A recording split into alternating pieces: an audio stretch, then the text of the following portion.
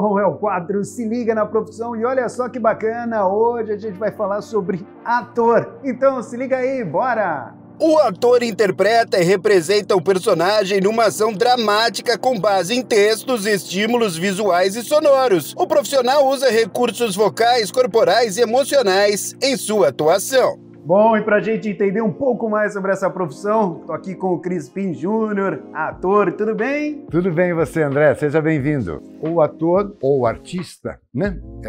A profissão que regulamentou a nossa profissão, ela é de 1978, a Lei 6533, e ela define o ator, aquele que trabalha como representando, né, o texto de uma ideia, um autor, e o técnico, que é o diretor, o escritor, o cenotécnico, o cenógrafo, o figurinista. Então, ambos pertencem à categoria de artistas e técnicos. Então, o ator é aquele que empresta o seu corpo e a sua voz para a ideia escrita por um escritor.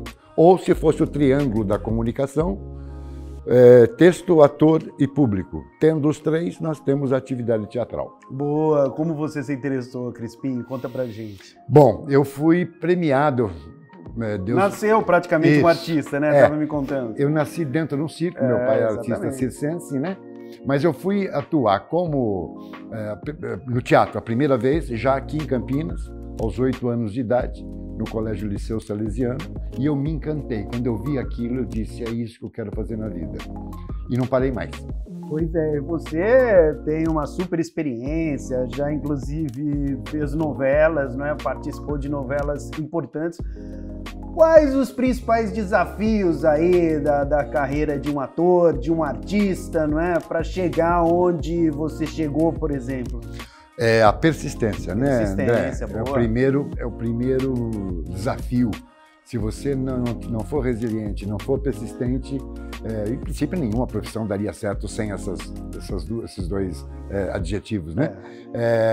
Mas eu acredito assim, tem gente que acha que tem vocação para o palco, né? Porque a pessoa fala, você fala bem, você canta bem, você conta piada bacana, você é divertido, você é solto, extrovertido, você devia fazer teatro, devia ser artista, né?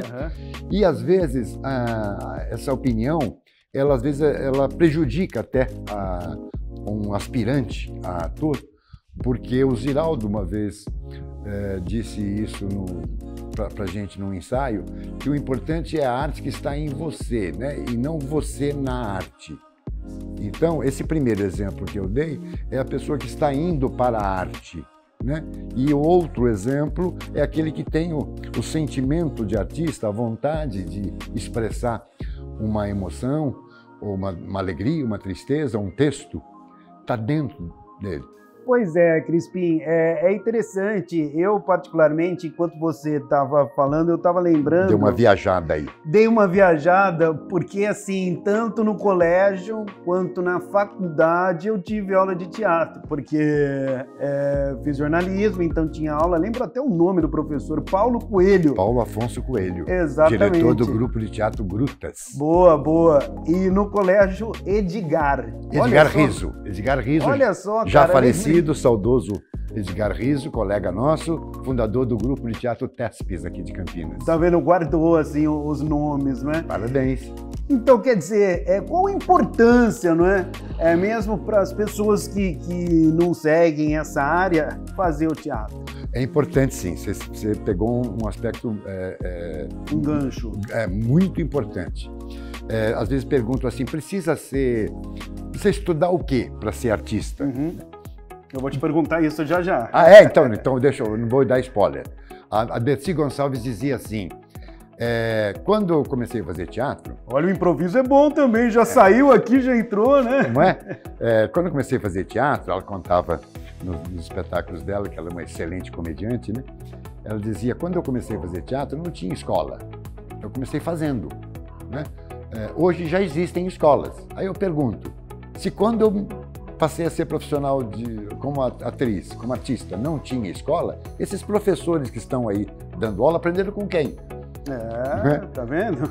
É mais ou menos por aí, né? Nós estamos falando de 1970, mas é importantíssima a formação acadêmica, que depois a gente vai falar na próxima pergunta. Agora, qual curso o pessoal que está acompanhando a gente no quadro Se Liga na Profissão, que está interessado, puxa vida, olha lá o Crispim, gostei, quero seguir essa área, quero tentar ser ator, artista, que curso? Então, vamos lá. O artista, o jovem ou adulto tem vontade de seguir essa profissão, mas não tem certeza se tem o talento necessário ou as habilidades necessárias. Como ninguém nasce pronto, precisa testar. Então a gente sugere que seja uma coisa assim, faz um curso livre primeiro, desses de final de semana, para ver se você se enturma, se você gosta. Olha aí, interessante, né? Isso. Depois, não, gostei, eu quero ser profissional disso. Então, isso mesmo. Então tem dois caminhos. Existe o curso técnico de ator, que é aquele que não é o curso superior, né? Então você tem o segundo grau, o ensino médio, né? E pode fazer junto um curso técnico de ator, que aqui em Campinas é fornecido pelo Conservatório Carlos Gomes e também o Teatro Escola Macunaíma. Esses cursos técnicos, com X horas aula de disciplina, de carga horária, né? Normalmente equivale a 6 semestres, 3 anos. Lá tem prática e teoria, história do teatro, dicção, interpretação, enfim, as principais disciplinas. E você sai então com um diploma de técnico, né? Como ator.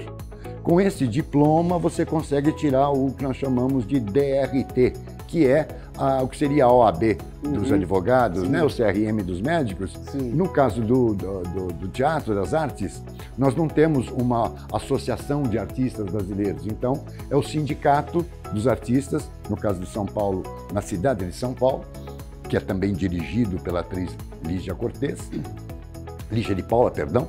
E você então consegue um aval para ir no Departamento Regional do Trabalho, daí a expressão DRT, para escrever na sua carteira que você é um profissional habilitado sob o número tal.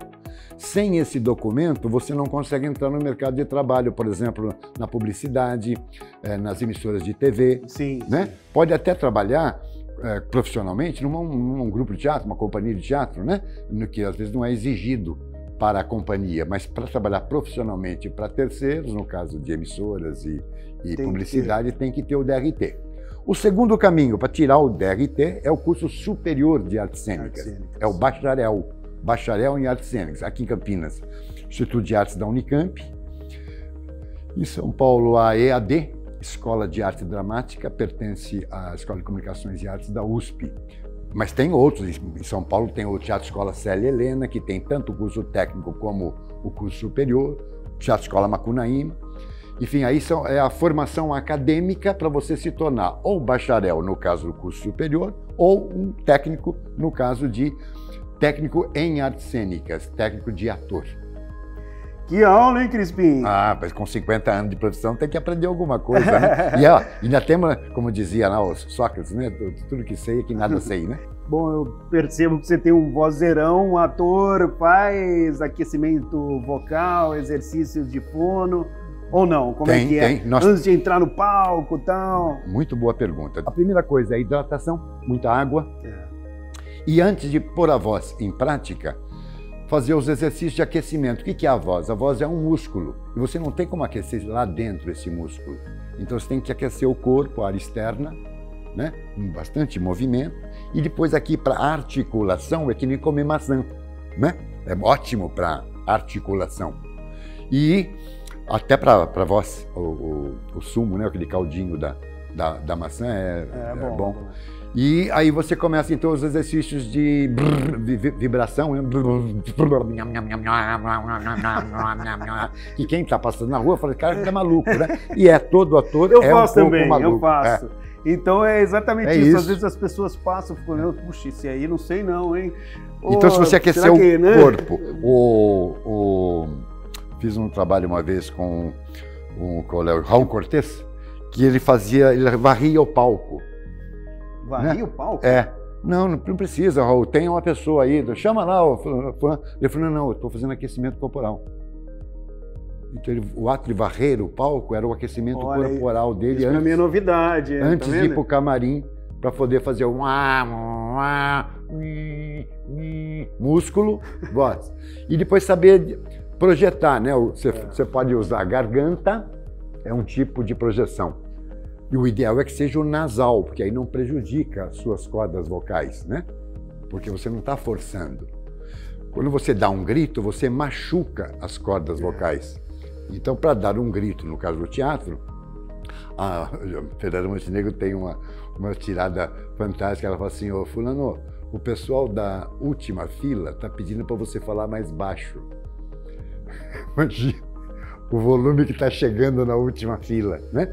Então, ela projeta aqui no nasal. Eu, avantajado com esse nariz, tenho muita facilidade com o nasal. A minha voz já é nasalada, né?